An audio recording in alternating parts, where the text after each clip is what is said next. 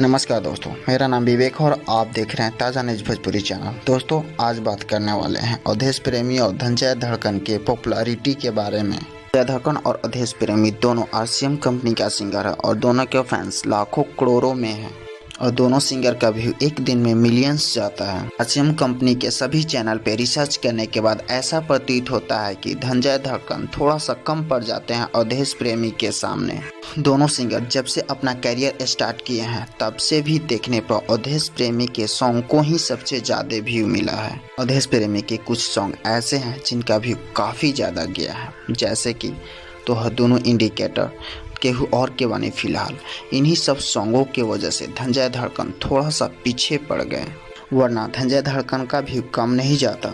दोनों सिंगर की पॉपुलैरिटी में बस थोड़ा सा का अंतर है। इन दोनों सिंगर के सॉन्ग का कंपैरिजन था। अभी हम फिल्म की बात नहीं करेंगे क्योंकि दोनों का फिल्म शूटिंग हुआ है, पर अभी तक किसी का फिल्म रिलीज नहीं हुआ। जैसे ही इन दोनों की फिल्म रिलीज होगी, इन दोनों के फिल्म का कंपैरिजन वीडियो भी लाएंगे। तब तक आप सब बने रहिए इस चैनल पे। अगर आप इस चैनल पे नए हैं तो आप इस चैनल को सब्सक्राइब कर लें, क्योंकि भोजपुरी सिनेमा का कोई भी न्यूज़ सबसे पहले आपको इस चैनल पर मिलेगा।